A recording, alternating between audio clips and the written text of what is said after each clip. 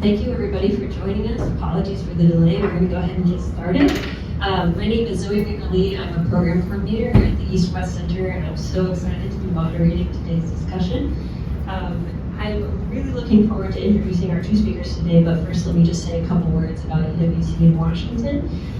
We provide U.S. and regional government stakeholders and program partners with innovative training, analytical and dialogue exchange, and public diplomacy products to meet U.S. policy priorities and express needs in the Indo-Pacific region. So it's very obvious why today's discussion fits very well into what we do. Today we are sitting with Dr. Brantly Womack to discuss his most recent book, Recentering Pacific Asia, Regional China and the World Order. And if you have not already, you can probably see the QR codes out on the main thing. We're not selling the books here today, but please feel free to get yourself a copy. It's really a great immersive read. So in his book, Dr. Womack argues that Pacific Asia is now the key venue for working out a new world order, and 4 of Asia's foremost scholars provide commentary. The Pacific Rim in Asia, Pacific Asia, is now the world's largest and most cohesive economic region, and China has returned to its center. However, rather than facing a power transition between hegemons, the United States and China are primary nodes in a multi-layered, interconnected global matrix that neither can control. So, very important discussion today. Joining us for this conversation is Chaz Freeman, who we will see virtually calling in behind me. Thank you both so much for being here.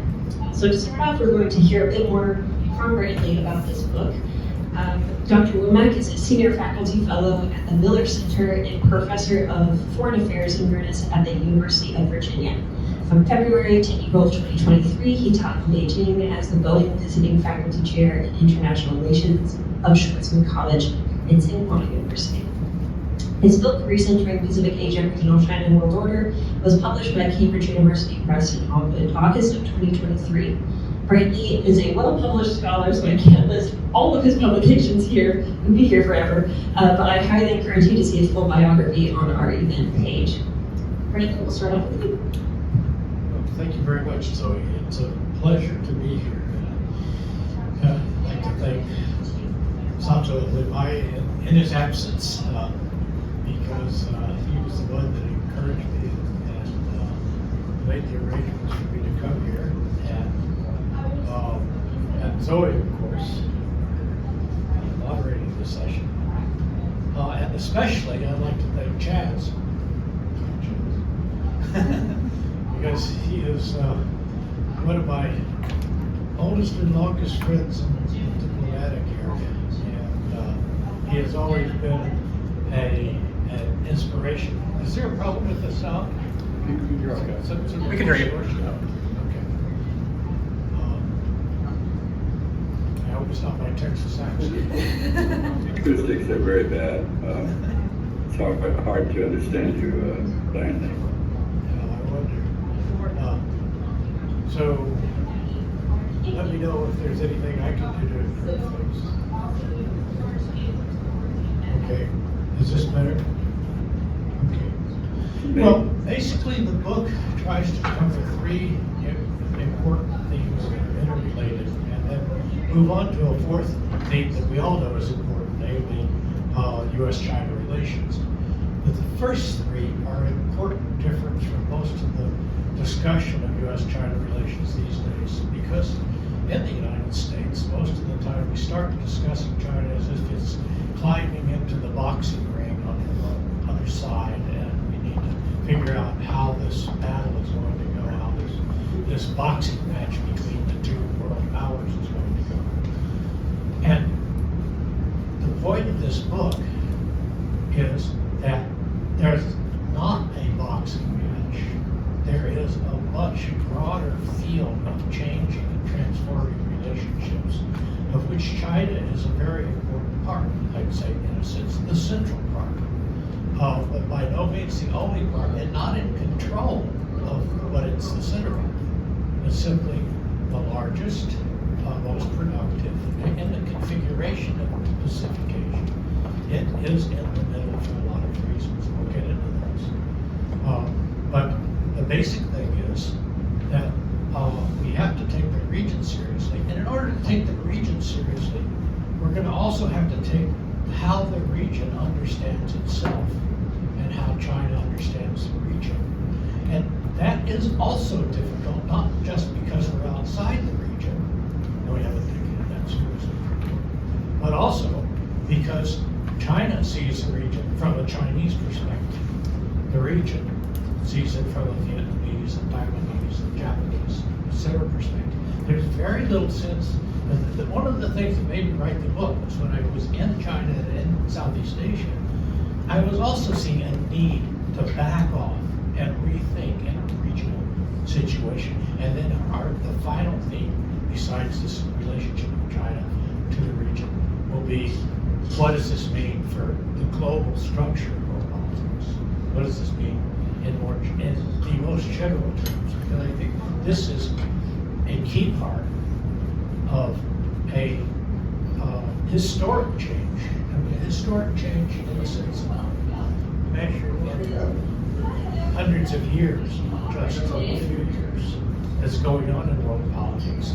And our thinking lags way behind this. So the point of the book is really to point at these changes, which have been hard to see because they've been peaceful and they've been non-Western. We're used to concentrating on Western, and they have been gradual, and so they haven't had the abrupt leap into our consciousness that a war or some other event, or say Brexit in Britain would have, because we know that they share that context is closer. So that's the situation I want to deal with. So the first thing I need to treat is how important is Pacific Asia. And by Pacific Asia, I mean Northeast Asia, China, Japan, Korea, and Greater China, Taiwan, Hong Kong, Macau, and also Southeast Asia.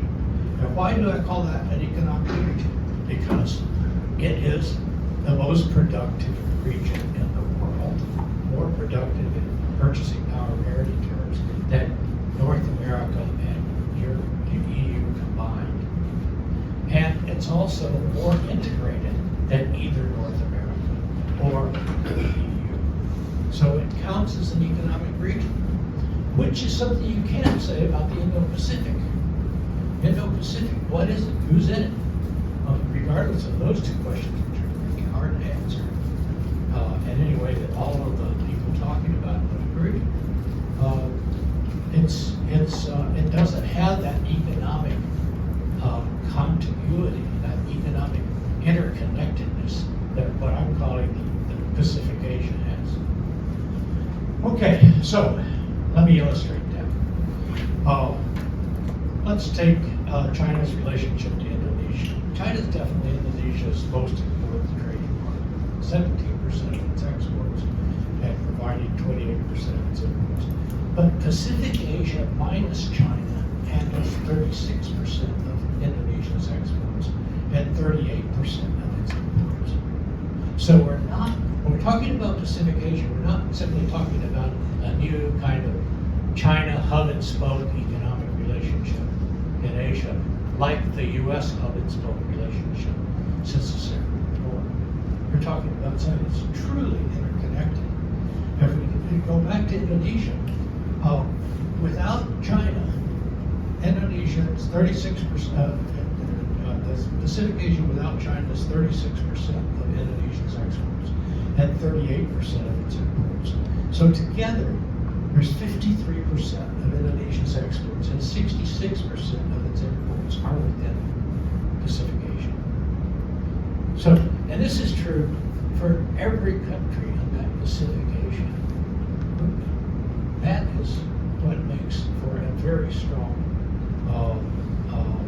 cohesiveness, especially when you see that it's not cohesiveness of final product trading with final product, but actually whole production cycles that become even more integrated because that every part has to be there in the final product. So it's factory Asia, as the IMF has called it, is really a regional factory. And it is China's. If we look at Taiwan, for instance, 10% of China's imports are from mainland But, and that's restricted, and Taiwan is sensitive to mainland imports, so that's lower than the region. 34% of its exports, which is 3 times its exports to the US, go to China. And Taiwan, here's what China misses in looking at Taiwan too. Taiwan has 70% of its exports to Pacific Asia, 58% of its imports, and Pacific Asia minus Hong Kong and mainland is still 24% of Taiwan's exports, 36% of its imports. So a quarter or a third of its exports and imports are going to the region, but not China. That's what I mean by an integrated region. Does it have, is it all positive profit-making context? No, because each of these places has a large percentage dependency on the China market, but China doesn't have the same dependency on them. China has the smallest percentage of Pacific Asia trade of the Pacific Asian countries. China does a lot of world trade beyond Pacific Asia. So it's in a much stronger position in all these relationships. It sounds great if you're in Beijing talking about it. It does sound so great if you're in Hanoi or Bangkok or Tokyo. So it's a complicated situation, but it's not something created by Chinese conquest. It's not something created by China taking over, pushing others out, pushing itself in, recolonizing, doing the types of things that originally made for the transformation of Pacific Asia during the period of Western colonization. So what has happened? Well, and what is the relationship of China's current centrality in Pacific Asia? We're 2 billion people, 3/4 of whom are Chinese. How does that centrality relate to the traditional centrality of China in Asia, in East Asia, prior to modernization? And here, there's huge discussions in the Chinese story, in the field of Chinese history, because the Chinese have this rather complacent self-image of being the grand power in the middle, the center of culture and everything. And needless to say, the neighbors, even at the time, were quite cynical about that, and now they are even more cynical, and American historians are especially cynical about this type of Chinese power, Chinese glory being in the center. And they're right. China, there were conquest dynasties, the Mongols and the Manchus. There were times that China was paying tribute to powers to the north. So how do they deal with this? Or how did this happen? And did this mean that China wasn't the center? Or in what sense was China still the center? I'd say you still had a configuration around China despite these dynasties. There was a resilience there in China's centrality. But that centrality wasn't power. That centrality was, first of all, presence. Geographical being in the center helped. But presence in an interactive sense too. Secondly, population, always more than the majority of the population of the area. And thirdly, production. Not in this traditional period, artisanal production, but artisanal to scale. Silks, tea, ceramics, and exporting. So there was a sense in which China was a presence, population, production, what I call the 3 Ps. These put China at the center of people's attention, even if China wasn't in control. So how did China manage its relationships? That's what it had to do. It managed those relationships primarily through the tribute system, became more formal in the Ming Dynasty. And that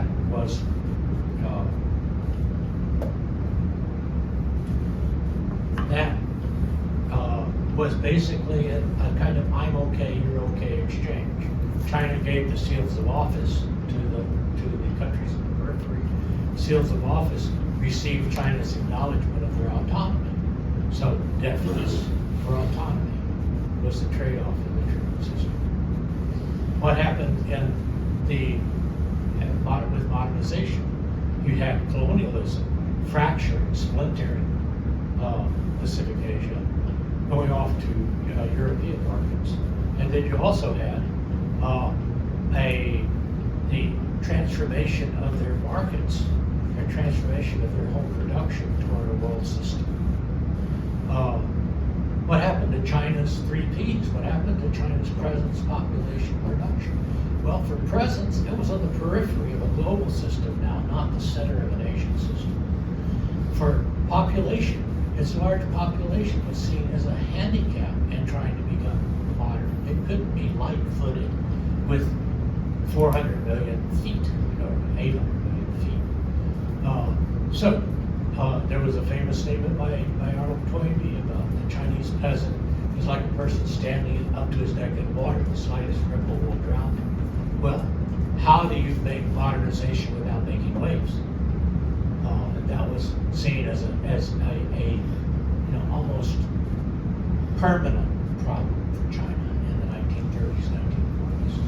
And the third thing, with production, China's scale production was artisanal, and it was replaced by industrial production.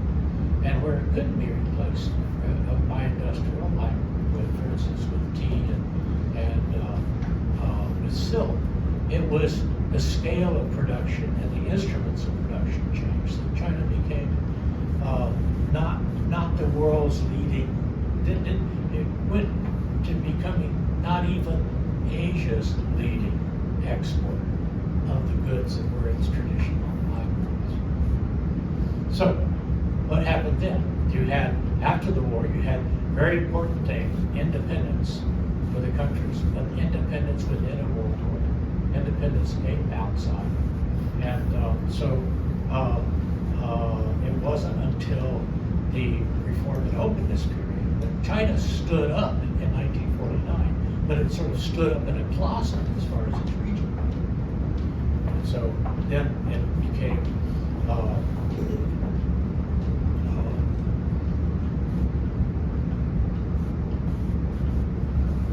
its isolation was broken by the Reform and Openness policies at the end of the 1970s. And by the 1990s, China began to emerge as a significant other to its Pacific Asia region. And by 2008, China looked like the steadiest prospect that the region had. And so then you have a reemergence of China's centrality. Again, what is China's centrality today based on? It's based on presence. This time that presence has been accentuated by high-speed rail and all the other points of connectivity in contemporary Asia. It's been, the population of China has become the largest middle-class market in addition to its production.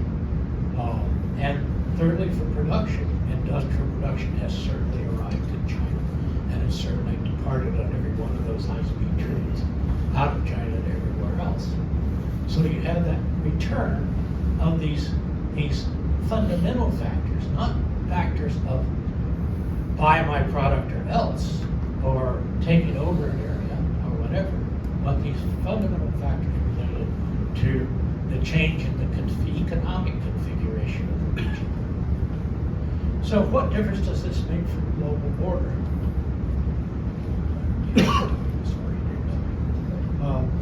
Well, certainly there's two global powers now that China has reached that level. Neither of them are in control.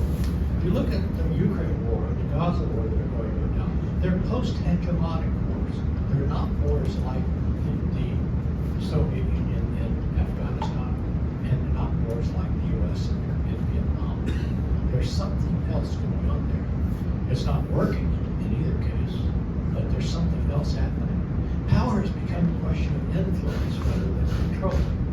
I would say that even if Putin, from the moment Putin invaded, he lost power as influence.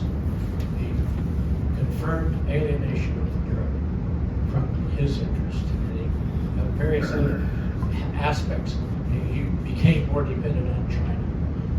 And all of this is before he started losing, just from the act of invading. So the limited wars in this period beyond hegemonic control not that there's crises occur. Crises are occurring in a different global environment where the policeman used to be there, but he's not. And so what difference does that make? And it's not, even though there are two world powers, you might say, it's not bipolar in the old sense because of our audience participation. Each country is located in geography and in terms of resources, and it's making its own decisions. It's a multi-nodal matrix. It pursues welfare, maintains autonomy, controlling uncertainty, and in order to do that, partnerships are very important. There are certainly, are there power vacuums? Was Ukraine a power vacuum? I would call what happens in this world now are certainty vacuums, not power vacuums. They're not something that one power or the other certainly should be in control of. No power can be in control of it. And the attempt to do that is applying an old map to a new era. So what does this mean for U.S.-China relations? Well, asymmetric rivalry certainly between the U.S. and China, since we're both the two largest, we're looking at each other. But not a boxing match. China has embedded location in Pacific Asia and thereby global scale. But it does not have global centrality. U.S. has global centrality and an established global system. The good thing about asymmetric rivalry is that it's not a zero-sum game. But if China leans too heavily on its neighbors, it would undercut its global power. If the U.S. leans too hard on its allies and on its prerogatives in the global system, it will isolate itself. China is tempted to arrogance by its success. We are tempted to dig in our heels and try to win a new Cold War. But China is a risen power embedded in Pacific Asia, which is a risen, globalized region. In trying to isolate China, we are likely to isolate ourselves. And the best person I would turn to for further discussion of these issues is Chaz Freeman. Excellent. Thank you so much, Dr. Womack. And yes, you led us very nicely into Chaz's presentation here. So Chaz Freeman currently chairs the Projects International Incorporated, and Ambassador Freeman is a career diplomat, currently retired. He was Assistant Secretary of Defense for International Security Affairs from 1993 to 1994, earning the highest public service awards of the Department of Defense for his roles in designing a NATO-centered post-Cold War European security system and re-establishing defense and military relations with China. He served as U.S. Ambassador to Saudi Arabia, was Principal Deputy Assistant Secretary for State for Assistant African Affairs, and worked as Deputy Chief of Mission and Charge d'Affaires in the American embassies at both Bangkok and Beijing. So very experienced in this. So Chaz, on to you and your comments. Thank you very much. Give me a moment. I have a text that I'm going to use. I met Brantly, 45 years ago, Brantly, when you came as under the Scholar Diplomat Program to the Department of State and interned on the China desk.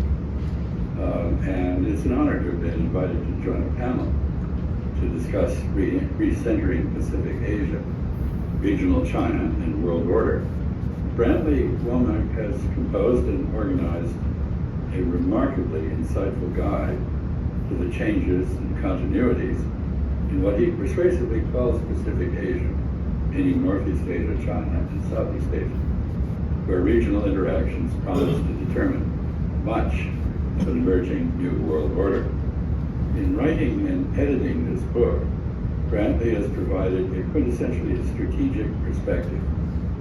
His analysis is an invaluable offset to the fractally splintered and over-specialized scholarship, passionate parochialism, and tactical focus of almost all contemporary American commentary on international affairs. His book is enriched by his having invited some of Pacific Asia's premier minds to comment on his analysis. I apologize to them. Time limits will not permit me to respond to their very stimulating commentaries. I must concentrate on Brantly's core arguments. I agree with Brantly that we are in what others have called a Zeitenwende, or Wendepunkt in history, a moment in which old epochs pass and a new, still to be defined era is born. The return of China to wealth and power and its shifting interactions with others in its region are a principal driver of this transformation. For 5 centuries, the Euro-Atlantic region and Western values dominated the globe and its affairs. This dominance began with the European conquest of the Americas and was consolidated by the Industrial Revolution and overwhelming Western military superiority. And it is over. The global balance of power is rapidly shifting to the civilizations and nations of the so-called global South. Their politics, to one degree or another, reflect a shared obsession with humiliation by foreign imperialisms, Euro-Atlantic, Russian, and Japanese. Pacific Asia, rather than the Atlantic world, is now increasingly the center of gravity of the global economy and technological innovation. And China is once again at the center of Pacific Asia.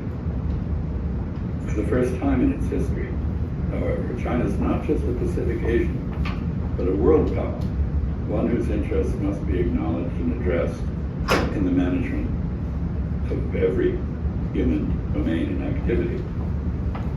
But, as Brantly recognizes, Pacific Asia is much more than a Chinese domain.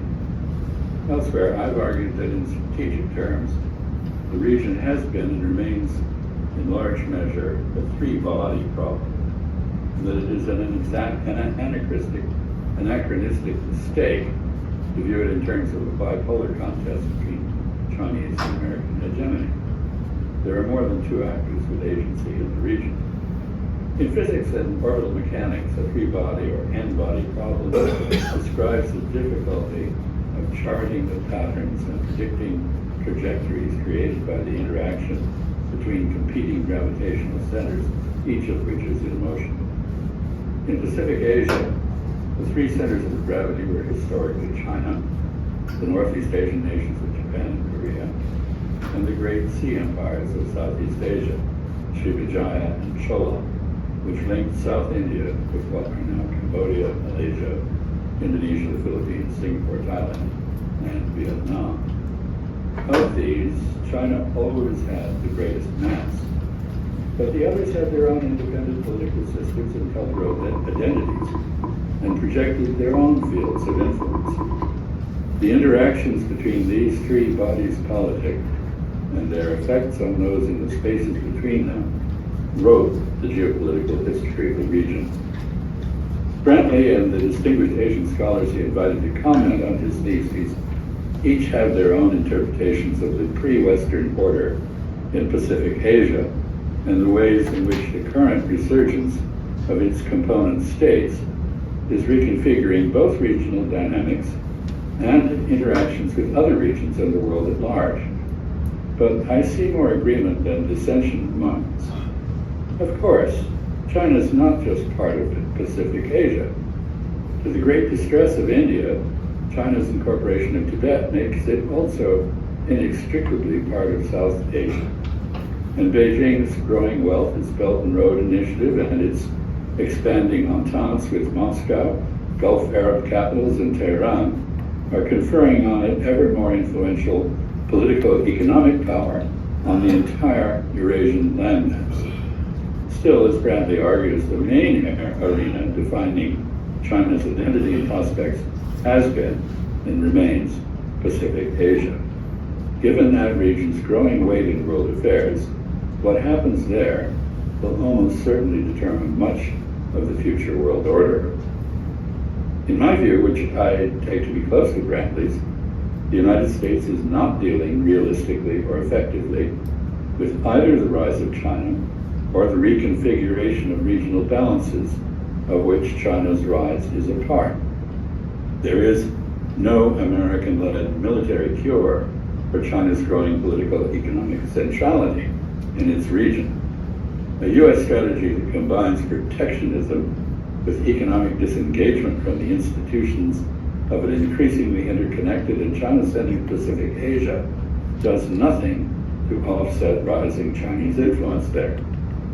Such a strategy ignores the interests of other resilient nations and political communities in the region in pursuing their own relationships with Beijing and each other, leveraging Chinese prosperity to their own, avoiding embroilment in Sino-American antagonism, and crafting a peaceful regional order in which China has an assured supportive rather than divisive role. As Brantly observes, quote, the root of the alleged China threat in the United States is not China's enmity, but its success.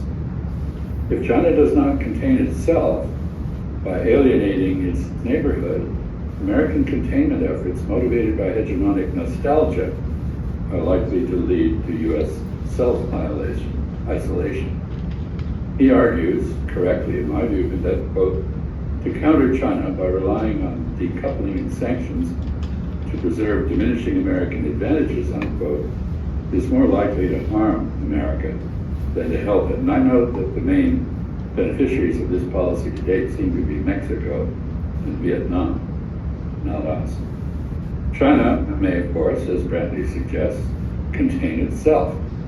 Overall, Beijing's behavior seems remarkably consistent with the historical Chinese focus on assuring domestic tranquility and political stability through the management and reduction of external threats, rather than through power projection. Still, as it has become more powerful, China has increasingly resorted to officious, coercive approaches to resolving disagreements with its neighbors or perceived disrespect by them. Interestingly, this has usually involved the informal, unannounced restriction of imports of goods and services, rather than formal measures or the imposition of export controls as that's been the normal practice in the West, especially in the United States. And China has self-destructively sought security in diminished openness to foreigners and foreign influences. For a while, Beijing's effort to browbeat other countries into obeisance included so-called wolf warrior diplomacy, a series of undignified temper tantrums and indignant diatribes. It's arguable that in their boorishness, the Chinese may just have been channeling the Trump administration and its Secretary of State. But to its credit, Zhou Enlai seems belatedly to have noticed that efforts to cause others to lose face breed more resentment than introspection and more recalcitrance than deference on their part. In statecraft, style and tone matter. For now, at least, Chinese appear to have rediscovered the courtly politesse that centuries of international interactions between sovereign states have shown is crucial to the effective management of foreign relations. Still, China's neighbors may be forgiven if they believe that China inadvertently treated them to a brief glimpse of the menacing hegemonic impulse implicit in its self-righteous self-appraisal of its innate virtue. These neighbors fear that the now partially suspended bumptiousness of Chinese officials accurately reflected ingrained Chinese arrogance, as well as great power chauvinism. In any event, the elaborate courtesies and feigned modesty that once made Chinese culture so attractive are now much less evident to foreigners than they used to be. How is the United States, how is the world to deal with China? Brantly argues that, quote, the major challenge facing the United States is not to counter China's centrality in Pacific Asia, but rather to understand both China and its region.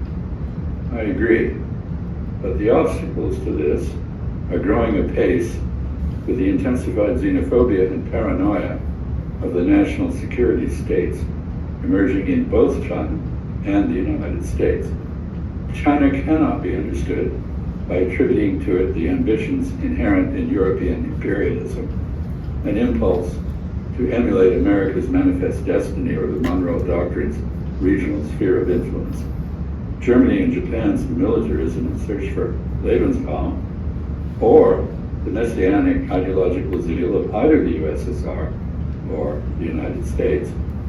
Coping with the challenge of China demands an empirical approach, rather than one based on uninvestigated presuppositions, a priori reasoning, misapplied historical analogies, and the suffocation of debate by political correctness.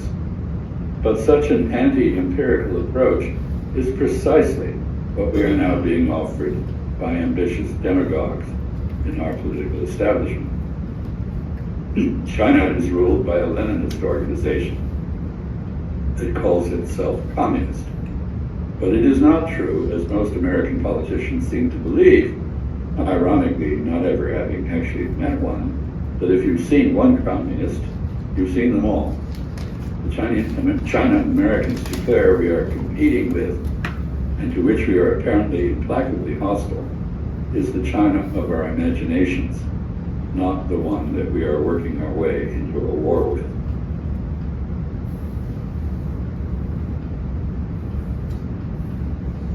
China has three transcendent national objectives.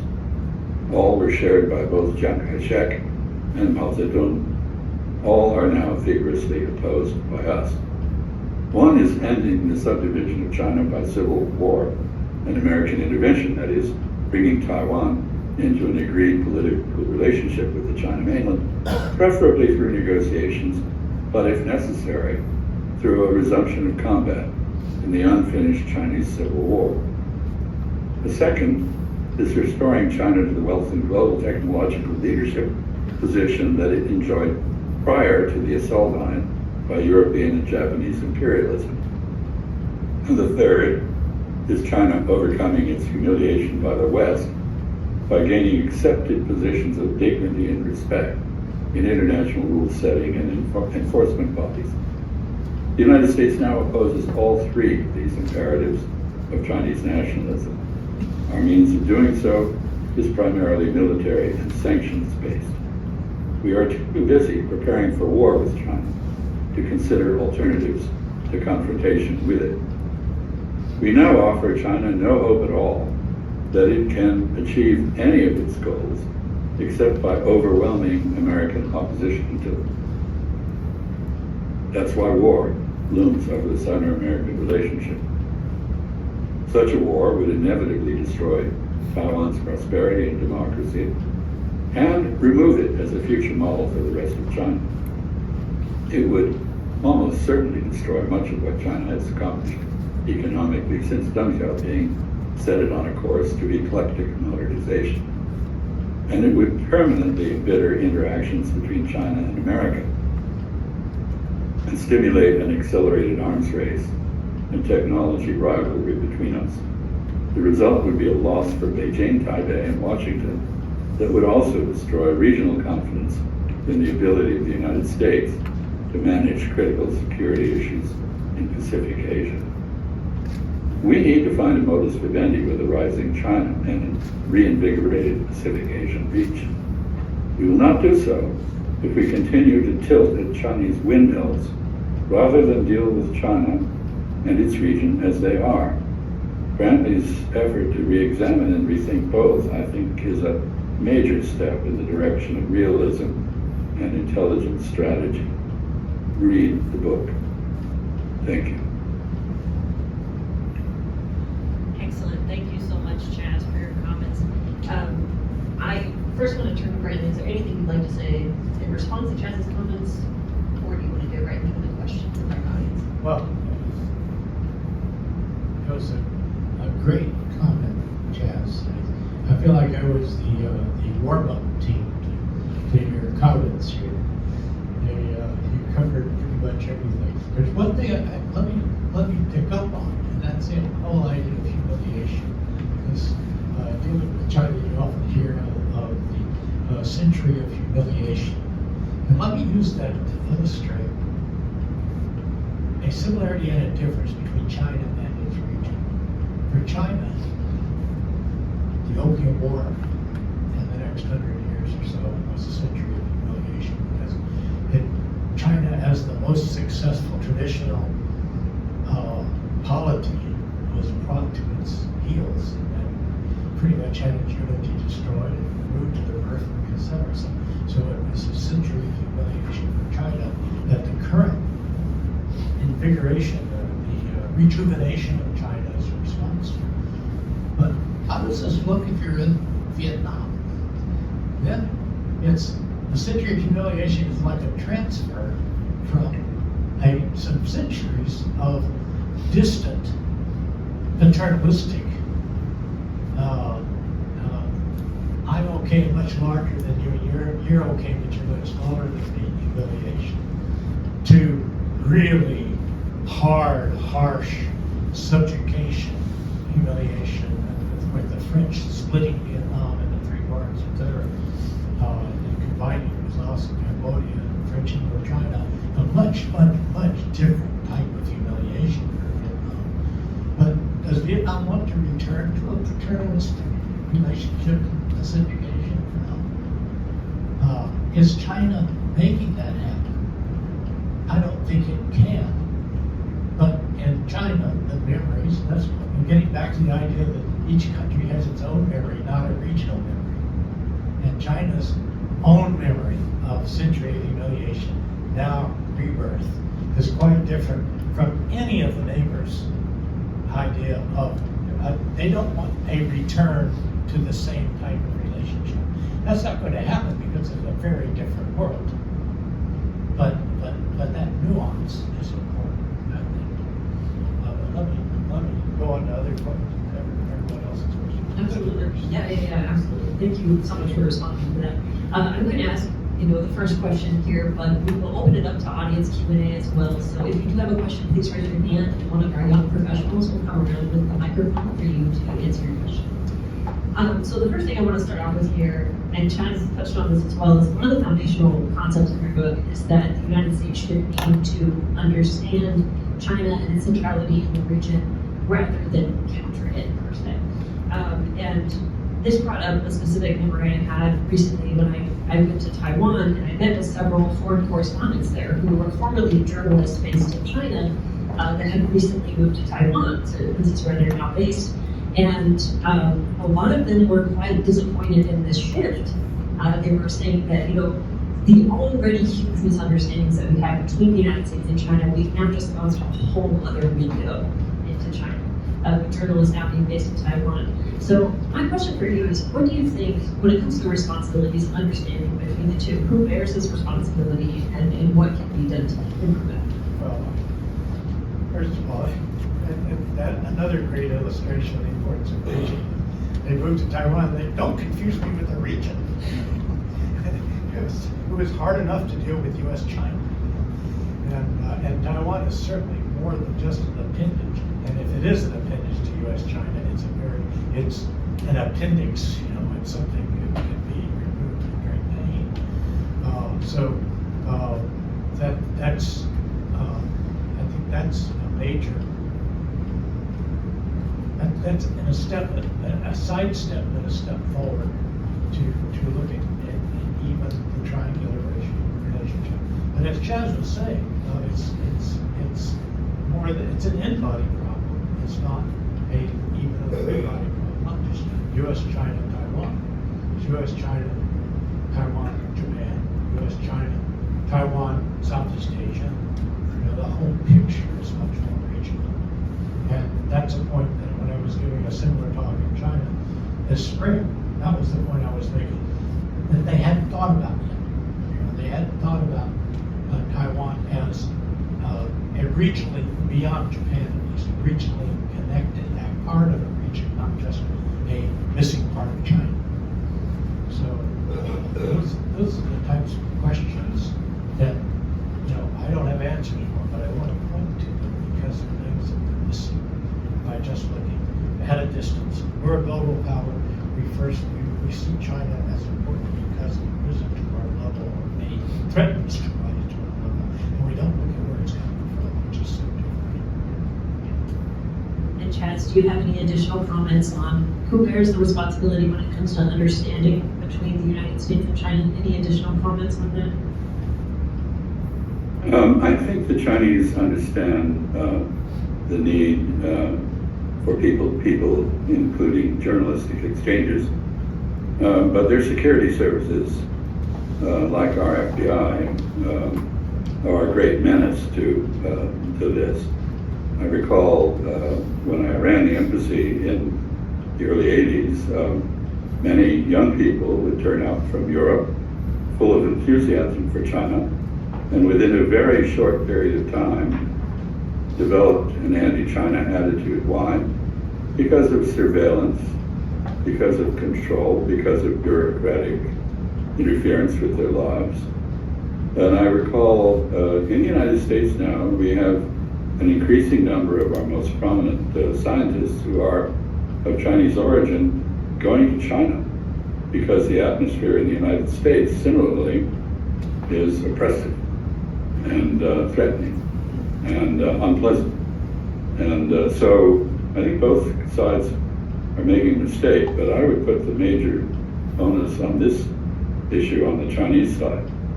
The Chinese security services are not known for their fondness for foreigners generally, or their gentleness in treating foreigners. Great, thank you so much. And we'll now open up for audience questions. Does anyone have a question, a comment? If you could also state your name and affiliation, that would be great. Yes.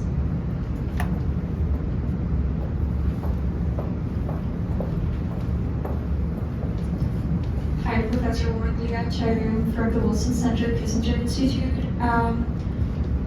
In recent months, we've heard a lot of news about a potential Chinese, not even potential, a Chinese economic slowdown, as well as shrinking of the Chinese economy. You're building your model of Chinese centrality on 3 Ps, one of which is productivity. How does this perception of a Chinese economic slowdown fit into the perception of other countries in Pacific Asia, as well as the United States, still see China as a central power in the region? Thank you. Well, that's a great question. That's a great question. And if you look, the entire region is having problems with trade slowdown, not just China. And I think that given the region's interconnectedness in the region and with China as center, no one would. You're not going to find as many people feeling relieved by China slowing down. I wonder what this does to them.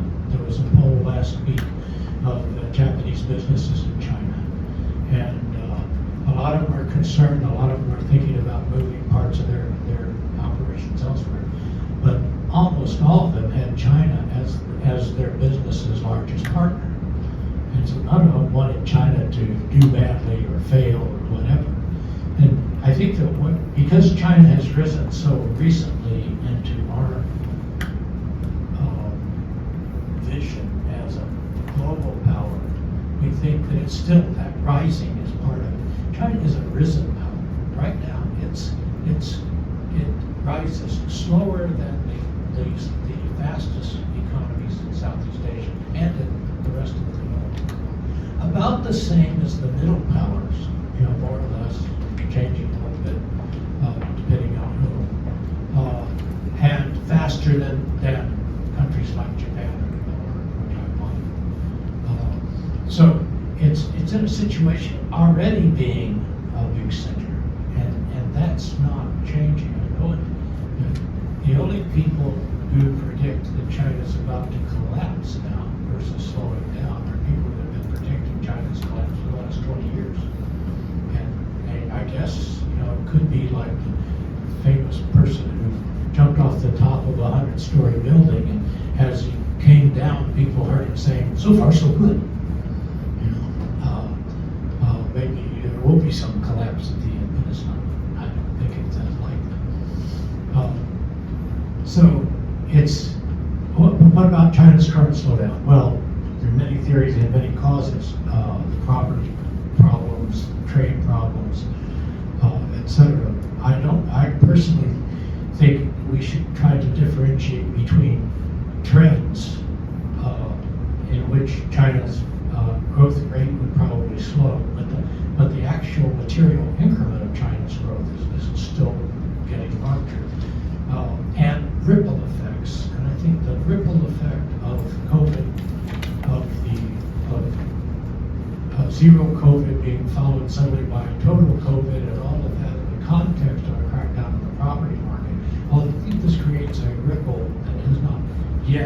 gotten into its serious upside because of the doubts that the property market and the handling of COVID caused. So I think my impression is that 2024 will be better for China than the first than 2023.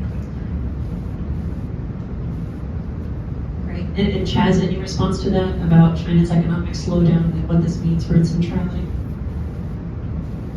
I think a good deal of what appears in our press is schadenfreude, delight in the perceived distress of China. China is, in some respects, distressed. The private sector does not have the confidence in the government that it once did.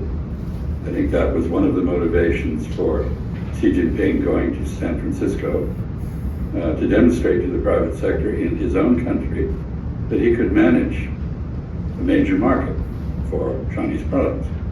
Having said that, I think Brantly's absolutely correct. You should not mistake a photograph for a film. And what we have is probably a temporary slowdown. 5.2%, by the way, isn't that slow by the standards of others. But even if 2024 is not much better than or is the same as 2023, these are 1 or 2 years out of a process that's going to extend for decades. I have been extraordinarily impressed with the extent to which ultra-modern technology, much of it driven by AI, is taking over labor functions in China. I think they're just way ahead of us in the automation of buildings and connectivity generally, logistics management. And they're beginning to export this. Where are they exporting it? Not to us, because we don't welcome it. And China's trade with the global south is growing faster by far than its growth with the traditional developed world. So does all this matter? Yes, I think it matters hugely for the world. After all, China produces 1/3 of the world's industrial goods. We produce 1/6 now.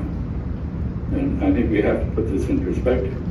If the economic comparisons we make between ourselves and the Chinese are based on how many tax lawyers and accountants we have, insurance brokers, bureaucrats at insurance companies, health insurance programs, and so forth, then we're way ahead. But if the comparison is on the production of goods and services, we are not. By that measure, purchasing power parity being the best way of looking at it, China is about 1/3 larger than the U.S. economy already, and twice as large as an industrial producer. If you look at it in terms of the dollar, nominal exchange rates, China's about 2/3 the size of the American economy.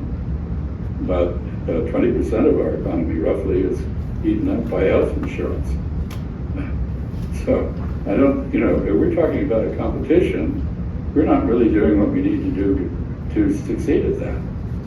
And so I think it's very easy for the press and the politicians to say, oh, well, we don't have to worry about this because China's failing and it's just going to go away somehow.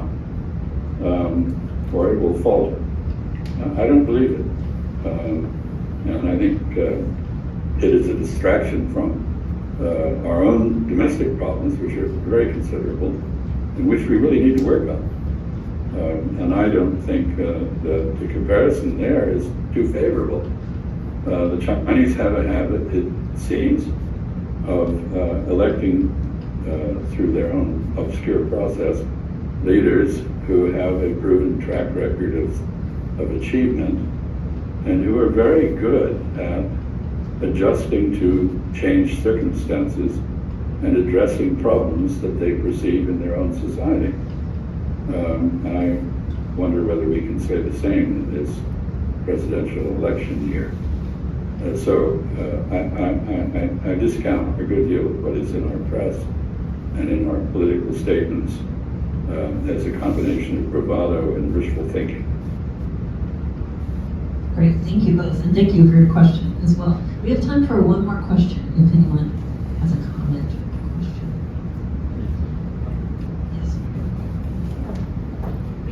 we can do a double you first. My name is Juji Nada. I'm a professor of Japanese University and currently busy studying Johnson University Science. My question is, you argued that Chinese centrality in Asia Pacific or in the world, but some argue that China has been challenging to the U.S. hegemony, and I guess the U.S. government policy or strategy to China has changed to very cautious, especially after 2018, after Trump administration, and economically decoupling the Western policy and in the security area, maybe China became the primary security threat. But my question is, what kind of U.S. strategy is you are seeking better in the future? So I didn't mention about the possible or the better U.S. strategy to China. So I didn't get any comments about what kind of strategy the United States should take in the future. Let me give you two short halves of an answer to that question. One of them would be, what would China want from Chinese perspective?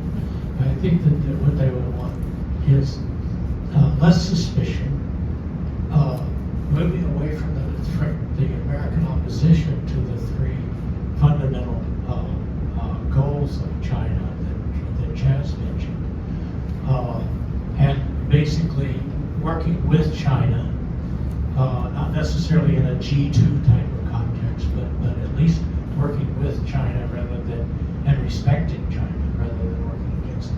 So that's the first half. The other half would be, if I put on my my American hat as in competition with China, I think a smart move for the United States and Pacific Asia would be a move that we are taking in some respects, so it doesn't get as much publicity as the more aggressive things, of being open to the other powers, showing respect to Pacific Asian countries, both allies and non-allies, and showing that they do have a friend in the United States, and that this is not necessarily either not an us or them thing, but we are there. So that helps build our global role without causing that cutting off from China. There was a statement by Dan Crittenberg, who's Assistant Secretary, Undersecretary, Assistant Secretary for East Asia, who I thought was really good on that score. Saying we're not forcing our way in, we're not pivoting toward Asia and getting in. We're pivoting toward it. We're opening our doors, and Asians are coming in and paying attention to us. That's, if you're thinking about competition within a multi-nodal world, I think the U.S. advantages as global leader, that would be the proper use of global leadership.